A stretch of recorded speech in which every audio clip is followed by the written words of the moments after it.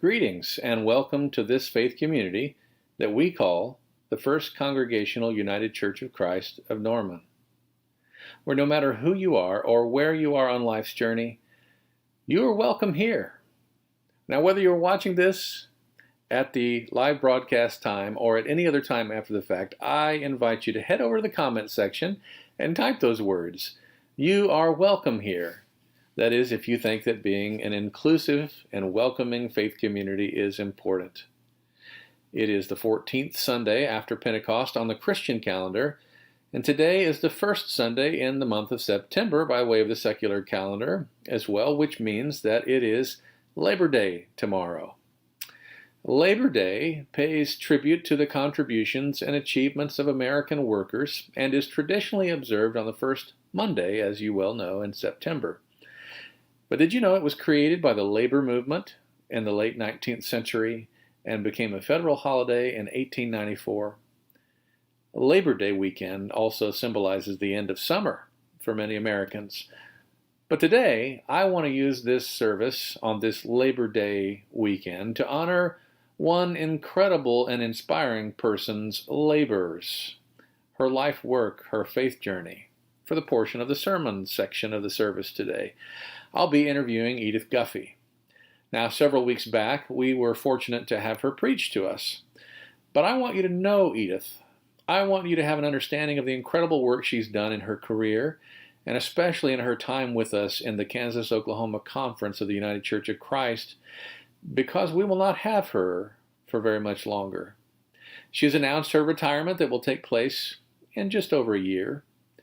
And if you've ever wondered if one person can really make all that much difference in the world, you need to look no further than Edith Guffey. We'll get to hear about how she found her way into ministry, her upbringing, and her faith journey, how she found her way to the United Church of Christ, and then what it's like to be a black woman leading a predominantly white conference filled with white congregations and white lay leaders. You're going to be extremely encouraged as well as challenged today. I'm so glad you're here. While you're here, I hope you'll use the comment section often.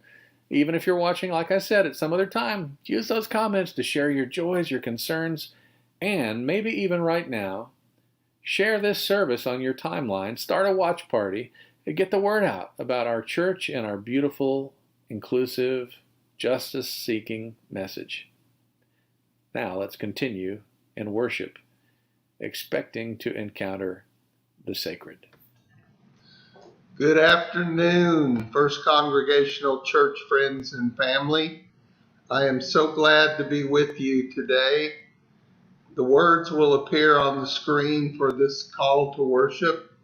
Please join in and read aloud the sections in yellow print. Wherever there is love, there is the presence of God.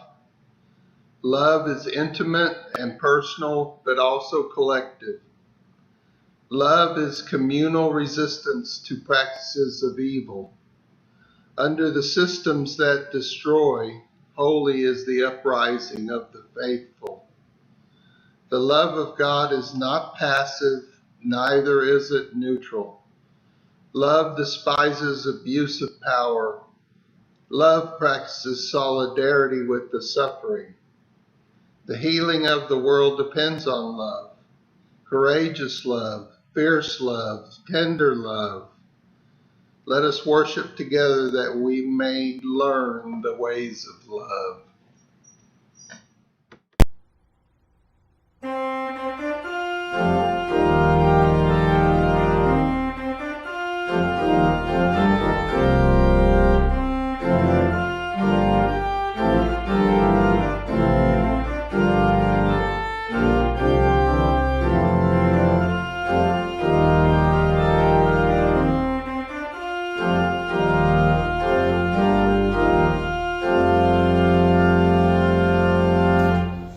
Christians, we have met to worship and adore the living God. Will you pray with all your power while we try to preach the word? All is vain unless the Spirit of the Holy One comes down. Christians, pray and holy manna will be showered all around. Is there here a trembling jailer seeking grace and filled with fears? Is there here a weeping Mary pouring forth a flood of tears? Tell them all about the Savior, how in Christ the lost are found. Pray, oh pray, and holy manna will be scattered all around.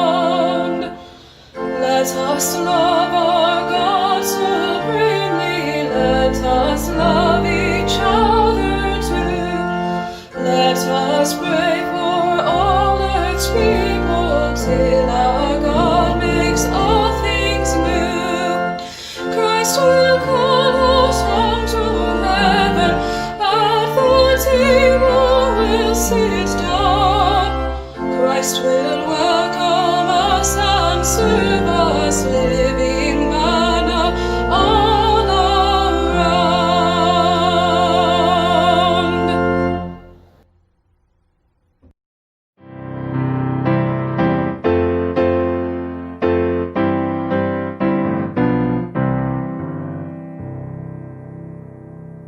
Everybody, once again, I hope you all are doing well and staying safe. I want to just jump right into today's topic, which is creating a legacy throughout your life and the accomplishments that you make. And the types of accomplishments I'm talking about today aren't really things like making the basketball team or getting an A on a math test. I mean, don't get me wrong, those are definitely things to be proud of. Today I'm talking about bigger accomplishments, things that have to do with the people around you and how you treat them. For just a minute, I want you to maybe close your eyes and picture yourself at some point in the future. Maybe you'll be going into college or starting a new job. The timing of it isn't really important. What's really important that I want you to think about is, how do you want to be perceived? What do you want to be known for? And how do you want to be treated in the future? You're probably wondering why I'm asking you to think of this hypothetical version of your future self. Really, the more you think about it, you're probably realizing that you want to be seen in some positive manner, right? And here's the thing, if that's how you want to be seen in the future, you can start working on that right now. Things like being aware of how you may sound or come off to people around you are really important, and a lot of the time, people don't even think about it. There are so many moments you're going to have in your life that you might not even give a second thought about, but they could have a huge impact on somebody else, either for better or for worse. You'll leave an impression on just about every person you meet, whether you realize it or not. So why not try and make it a good one? So I really encourage you to think about this before you interact with others, and try to be mindful of what you do or say. The moments when you leave a positive impact on someone are some of the biggest accomplishments you can make in your life. And all these little moments, these little good deeds, they make up your legacy. Your legacy will be what you're known for, and wouldn't you want to be known for something great? I hope that today's lesson was helpful and that it made you think about your life a little bit. As always, thank you guys for listening, and I'll talk to you next week. Bye!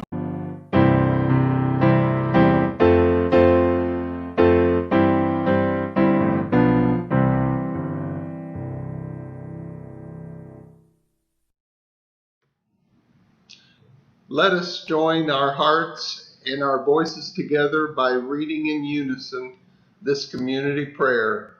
The words will appear on the screen. Will you pray with me? Spirit of love, our hearts are restless for you. We ache for a touch of compassion. We long for healing within and around. We yearn for collective liberation from all that deadens and destroys. In these urgent desires of ours, turn us from impulses to seek change through control. Lead us away from the punitive and guide us in the practices of transformation rooted in love and imagination. Amen. Now we have the opportunity to really participate and interact as a community. If you want to share a joy with the word joy, so others know it's something you're celebrating, or concern if it's something that you want people to join you in prayer for or about.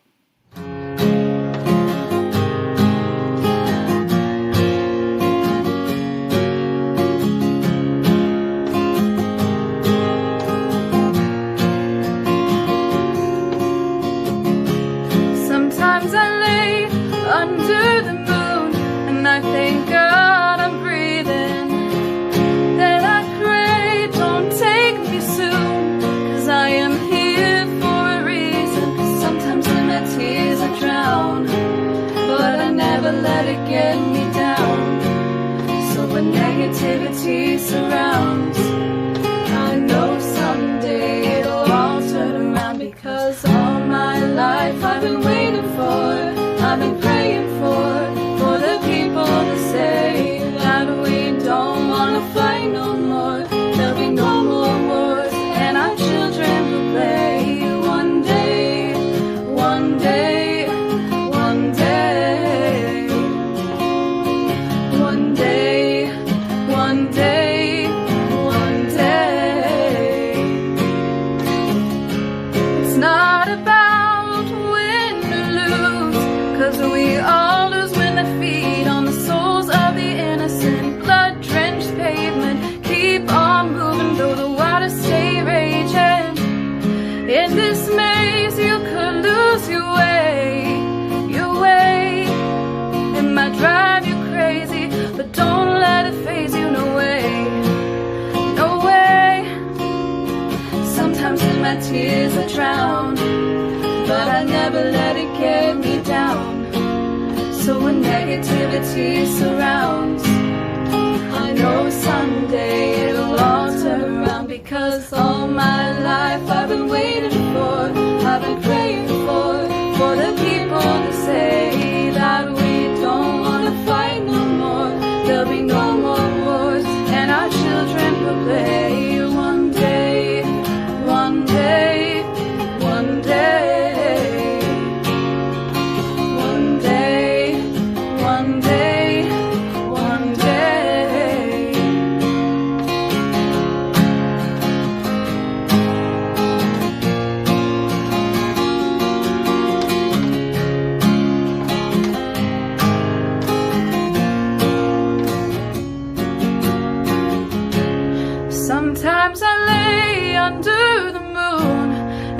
thank God I'm breathing. Then I pray, don't take me soon, 'cause I am here for a reason.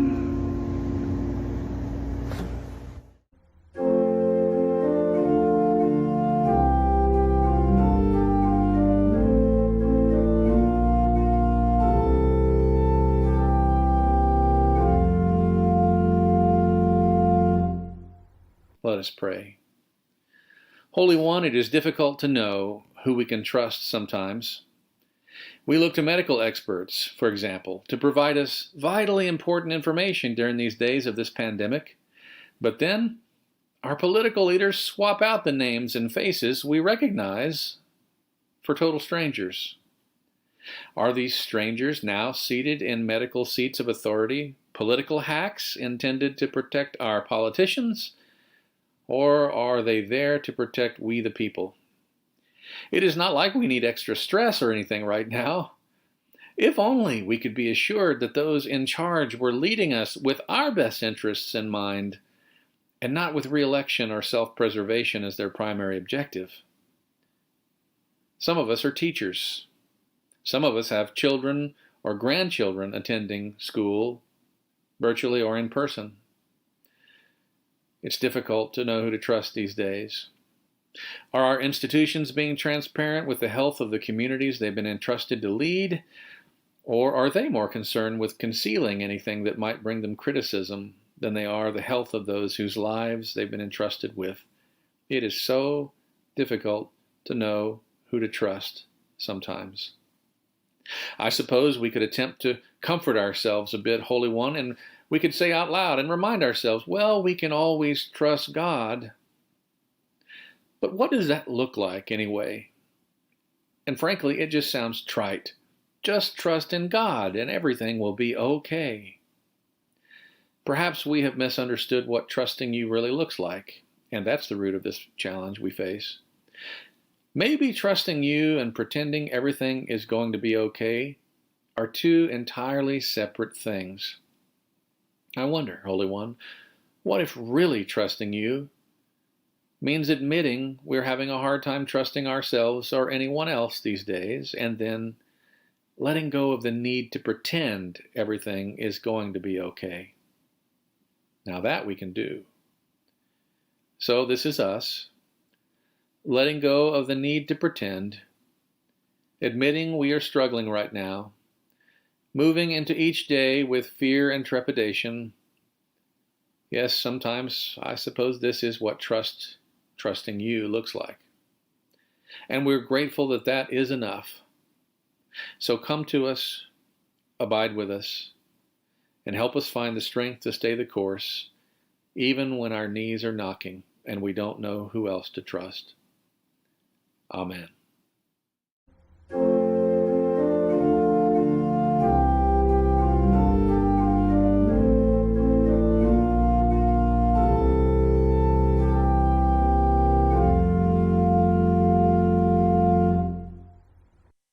Well, Edith, it is so kind of you to join us today. I want to make sure and take this opportunity to thank you for being here, and we thank you for all of the incredible years of service you have given to our churches and to our conference. And you're an important person to me and to my own faith journey.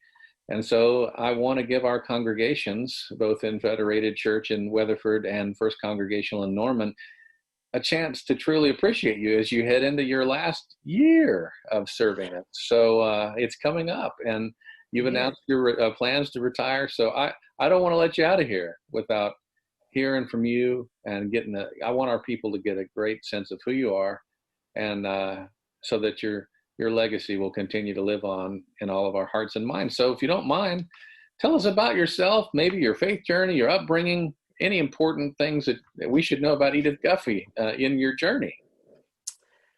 Well, thanks for the opportunity, David, to be here and have this conversation.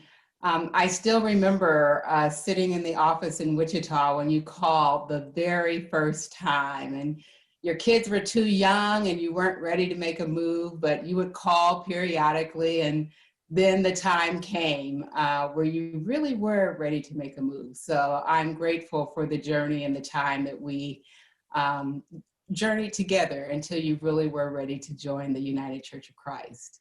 It's been a great pleasure. So thanks for the opportunity to be here.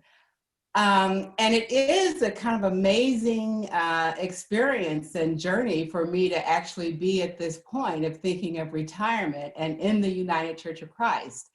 I didn't grow up UCC, and that's really becoming the story of many people in the UCC. I grew up in the Baptist church, in a small Black Baptist church in Kansas City, Missouri.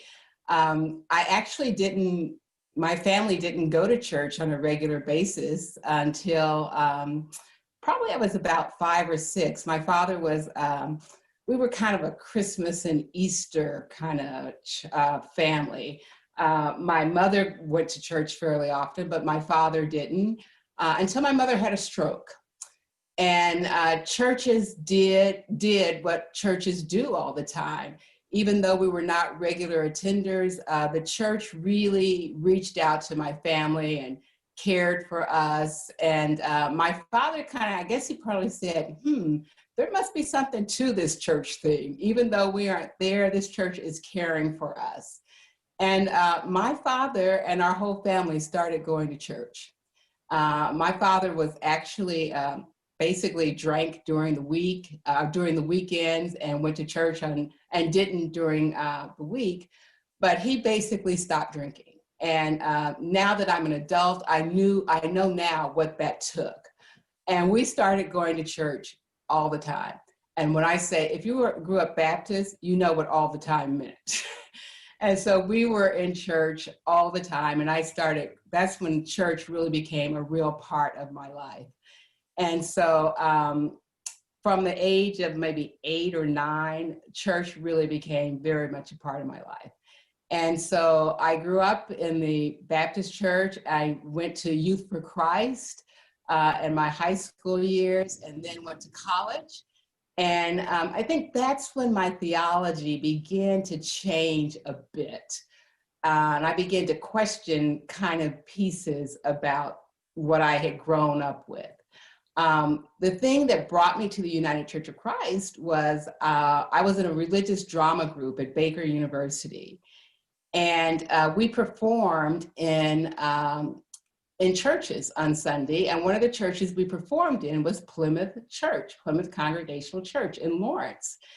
And when I got married and was looking for a church to attend, after sleeping in on Sunday mornings in college after a while, the only church I knew was Plymouth Church. I didn't know anything about their theology. I knew nothing about the church, except they let us have our end of the year banquet there.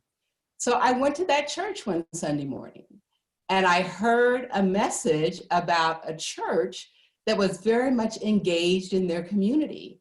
And I'm like, I've never heard of a church like this. And my undergraduate degree was in social work. And I kept going to this church, and they were engaged in things that mattered to me, things about a person's everyday life that made a difference in people's everyday life. And I decided, this is a church that cares about things that make a difference in people's lives today, not the here and after. And I joined that church. I call it the evangelism of space, because I didn't really know anything. I didn't even know it was the United Church of Christ church. It was Plymouth Congregational Church. And so I joined the church based on what I knew about that local church. And it wasn't until a couple of years later that I learned it was part of the United Church of Christ.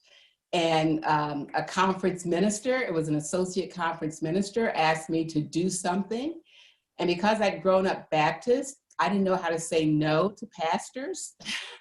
And so I said yes, and I went to a conference event. I learned about the United Church of Christ, and I was like, oh my gosh, you're kidding.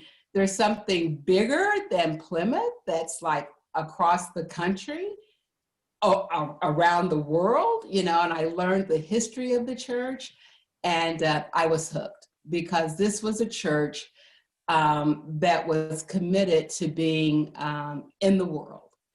And that was it for me. So that's how I became a member of the United Church of Christ. And the rest is sort of history as far as my spiritual journey. Well, thank you for giving us a glimpse into that part of your journey. So how did you end up coming to work, as I understand it, for the national setting of the United Church of Christ, and then as our Kansas Oklahoma conference minister? What was that like?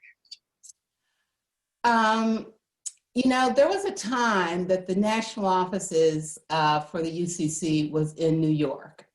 They were located in New York, and there was something called the Location Committee, because having offices in New York, hard to believe, was pretty expensive.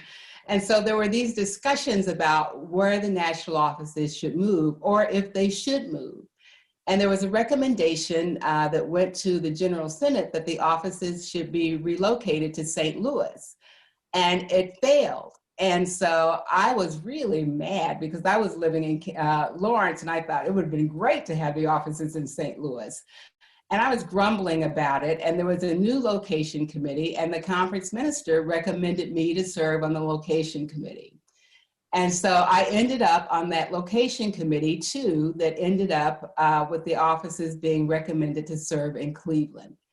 As a result of that, there was someone that was staffing that committee that when the position of secretary of the church came open, she called me and said, "I think you ought to apply for the position of secretary of the church." And I said, "Really? What does the secretary of the church do?" I didn't even know what the secretary of the church did. And so I looked at the position, and I also said, it's probably not a good idea. I just started a new job at KU. But after I thought about it, I called the conference minister, who was Gail Engel at the time, and talked to him about it. And he said, I think you ought to apply for it because you seem to enjoy church work. In fact, he would always call me up and say, "I hope you're not letting your job interfere with your church work." So I applied for it, never really thinking that I would be selected for the position.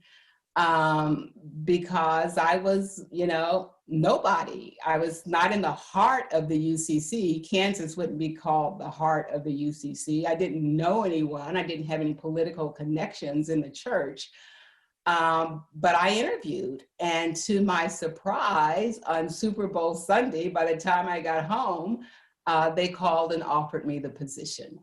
I would have never, ever applied for that position without someone calling me and encouraging me to put my name in for the position. And that's really how I ended up there.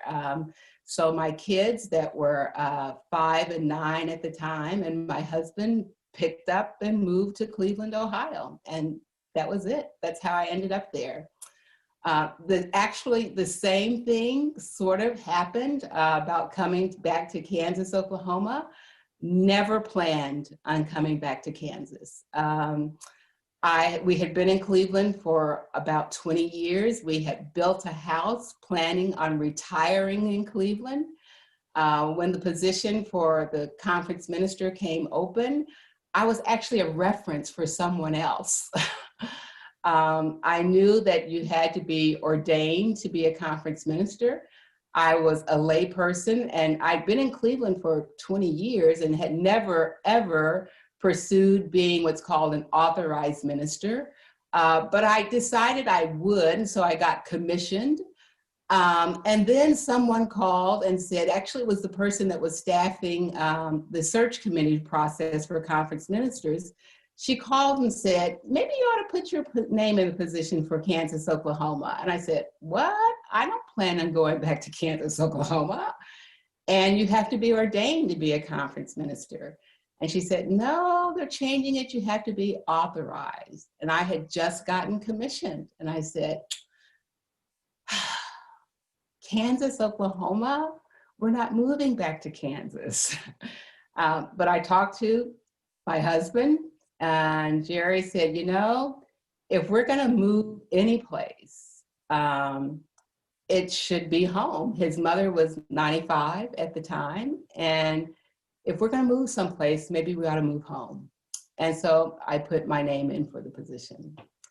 And so as I look back on it now, I kind of wonder, maybe it's where I'm supposed to be. I think I speak for the clergy colleagues of mine and for our congregations. I say, we're so glad you did. We're glad you found your way back home. And we've been so fortunate to serve with you these years. I'm sure there have been lots of them. But if you can name just maybe one or two of the most challenging situations you have faced as our conference minister, and then maybe just one or two of the most rewarding things or accomplishments, if any come to mind. I think the most challenging, they say you can't come home again. And in some respects, that's true, because when I came back, I had to readjust that this wasn't the conference I left.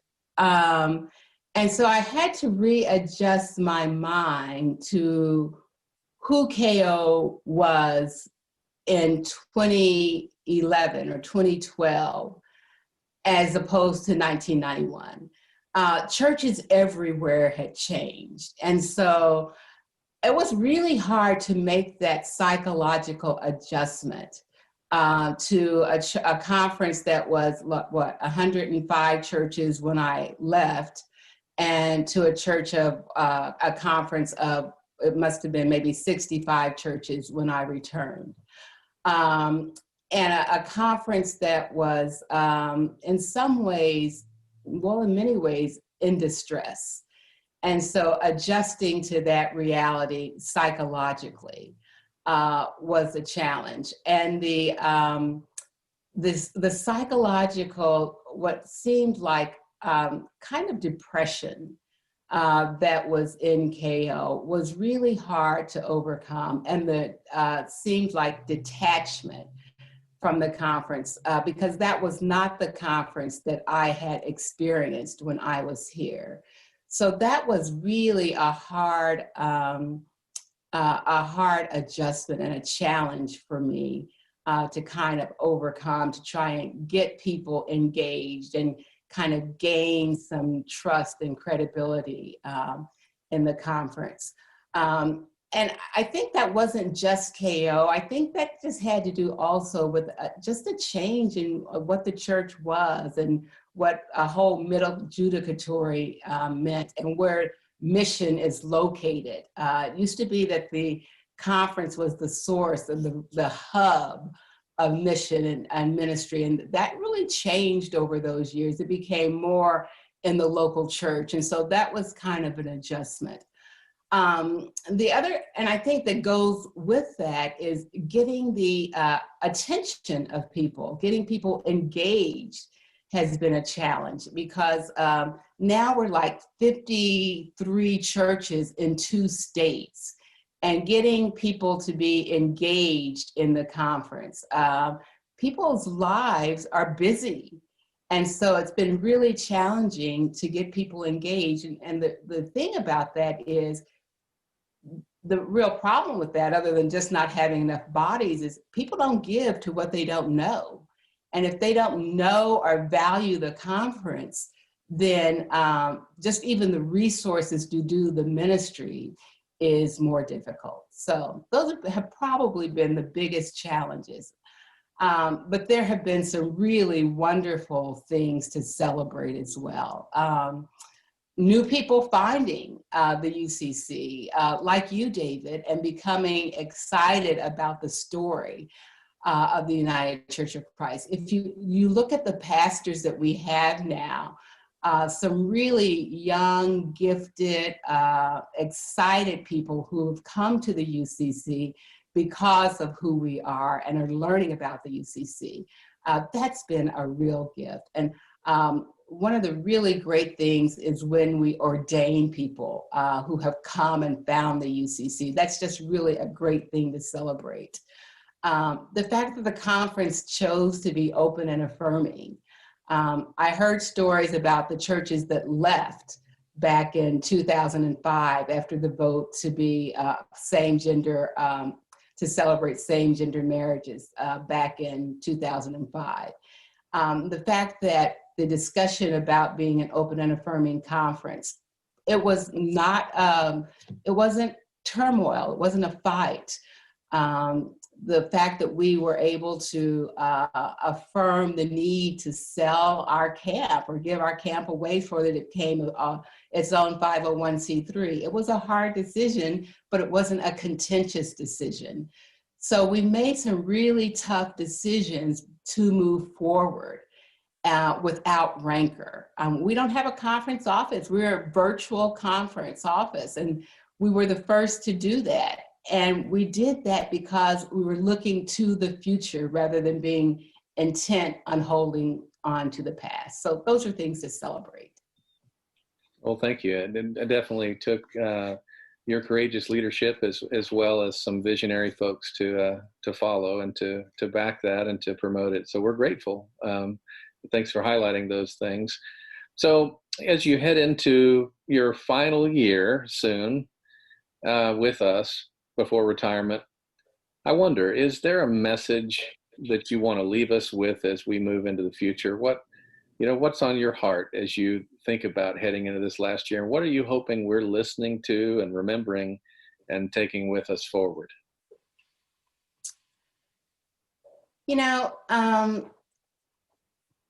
I think the thing that concerns me most is sometimes places that have been in transition and come out of it too much around a person. And if they're not careful, they can fall back into old habits. And so I hope that the foundation we have built together, that KO is adamant about building on for the future.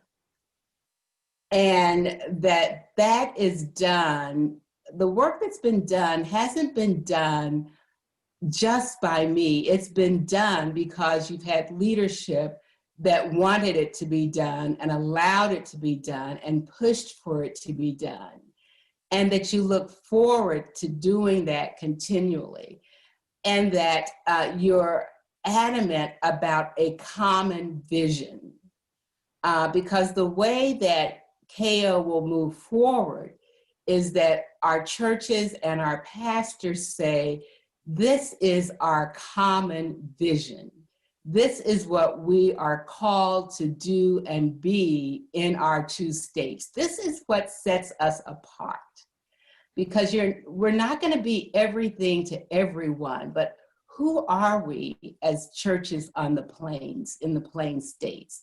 And when we claim that vision, that common vision, and we're all working toward that common vision, that's what will propel you forward.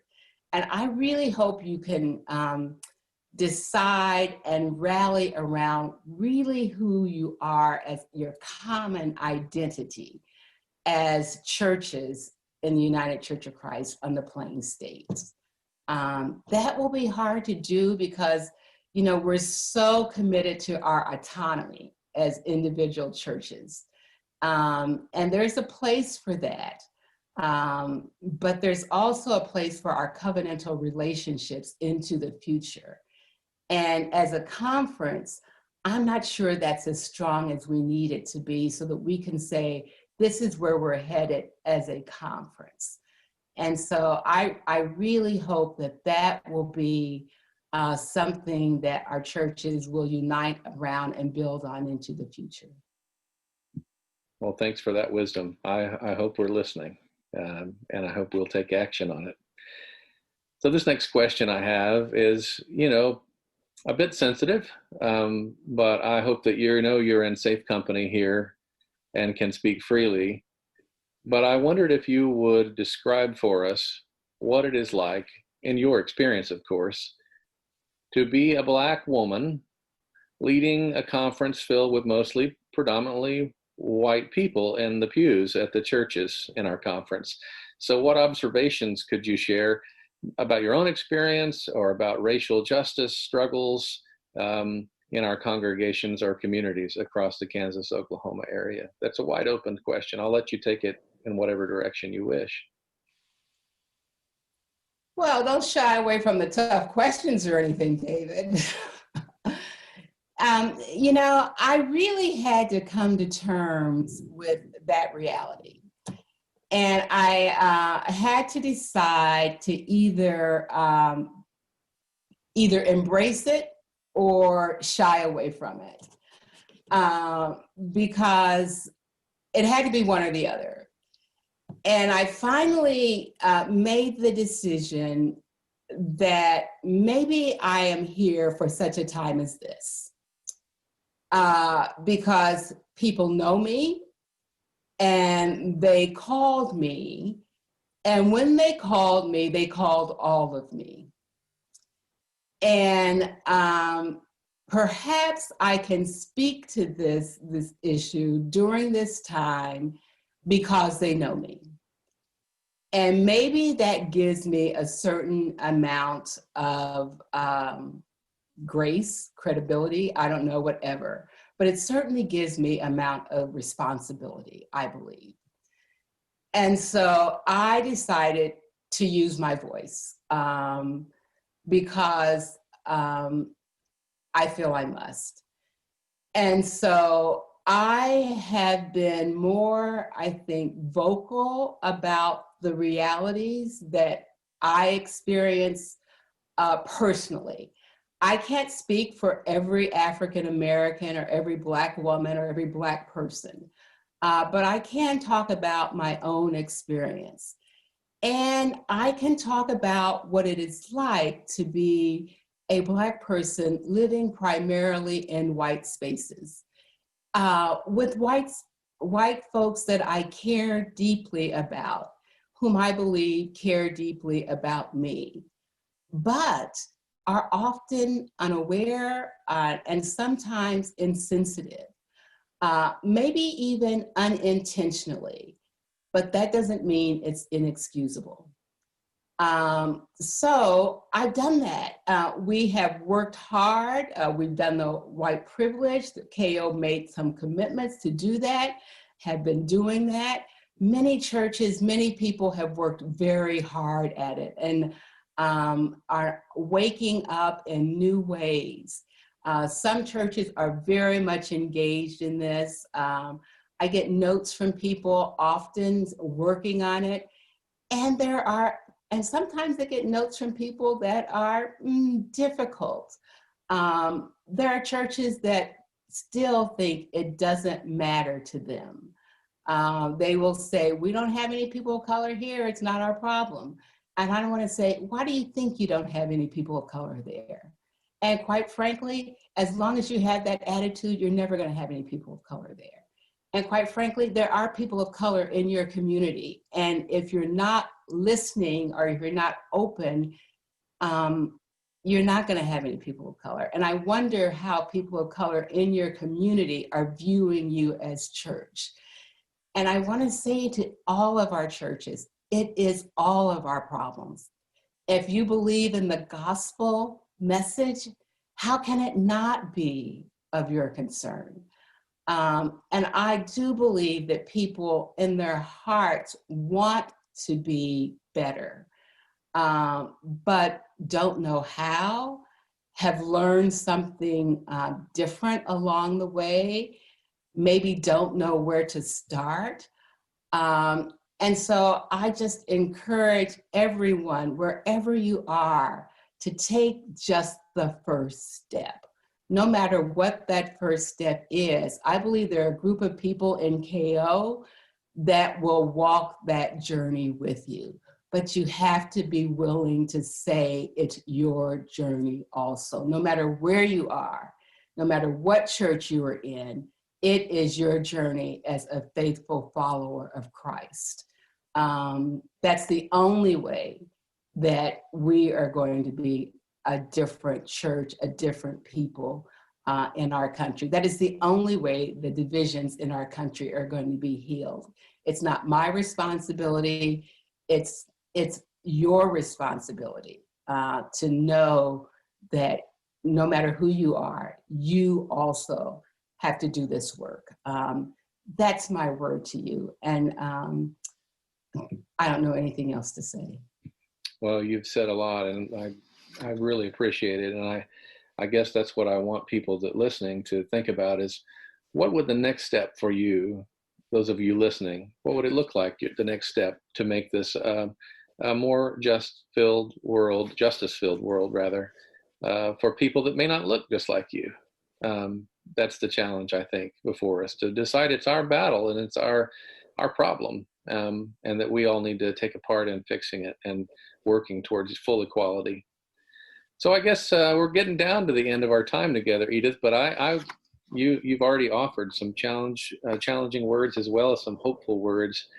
But if there's one more word of hope you would offer us as we continue to strive to be faithful during this season of both COVID-19 pandemic, as well as this season of social unrest in response to racial injustice, what word of hope would you tell us as we continue to strive to be faithful during this difficult season of life? I would challenge us all to remember that there is a difference between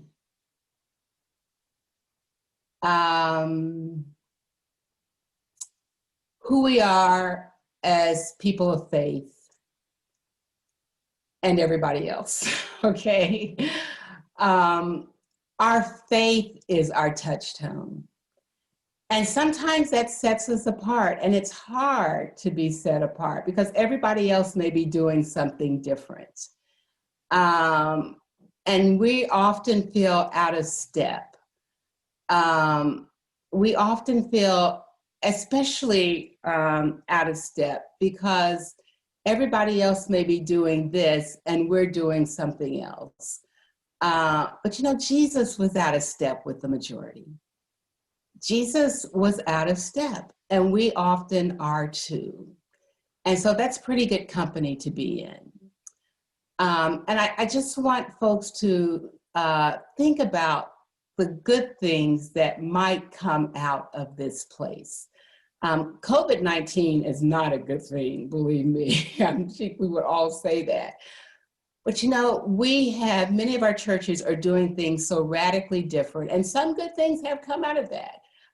Being virtual has said to folks, we are reaching a lot of new people that we never would have thought possible. And what can we learn from this? Even though we'd like to be back in our buildings, who have we been leaving behind because we've been so tied to our buildings? We would have never imagined that we could be worshiping online. In fact, we resisted it. But who have we been missing because we've been tied to our buildings? Maybe we'll go back to our buildings, but maybe not in the same way. What will we learn about worshiping differently? The other thing I hope we'll remember is how important our voices are in Kansas and Oklahoma. How important it is for people to know that there is a church that welcomes you and loves you, no matter who you are, no matter where you are on life's journey. People's hearts can be broken when their church does not welcome and love them. And we are a voice that says, you are loved, you are welcomed, and we can save people's lives, literally. What other good news, what better news can there be? And that's the message of the gospel that we want to extend. That's the grace of God that we want to extend through our churches here in Kansas and Oklahoma. What better word can there be? Amen. Well, we certainly thank you for your time and for your wisdom, for your years of faithful and courageous leadership. And we're better because of you. And we thank you, Edith. And we will do our best to take your words to heart and to put them into practice. And when we do it, we'll remember you, and with love and with inspiration. So thank you for showing us what that looks like. Thank you, David, for the opportunity for the conversation. I appreciate you. Blessings, and we'll see you soon. Okay.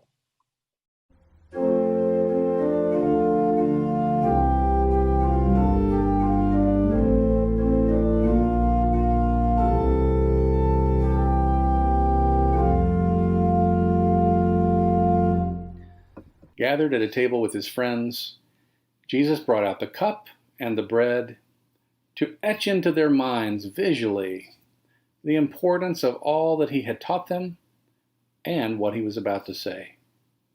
Today we give thanks for the path of transformation that we find in sharing this table. This table is really a symbol for the ways we experience transformation and the ways we share our lives together.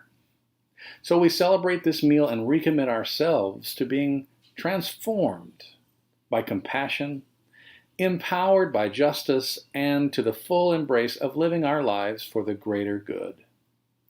At supper with his friends, Jesus took bread and gave thanks, saying, "Blessed be God who brings forth bread from the earth." He broke it. He gave it to them, saying, "Take, eat. This is the bread of life, which is shared with all of you."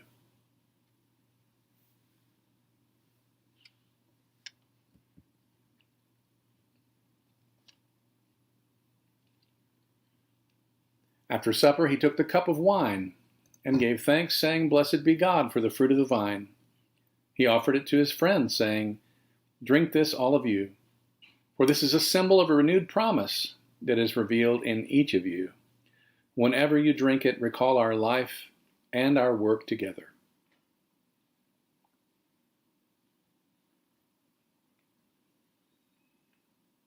Strengthened by these gifts of bread and wine, may we live into our own potential and renew our commitment to serve others in love, compassion, and peace until our lives and ministries are completed.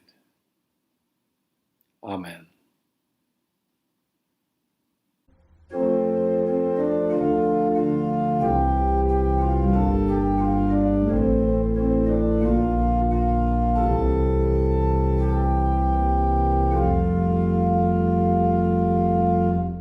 Family of God.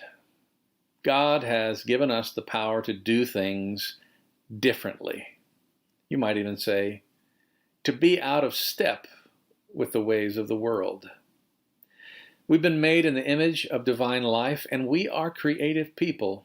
So, may we depart from one another encouraged to break old patterns, to disrupt legacies of violence, and to prioritize love that sets free above all else.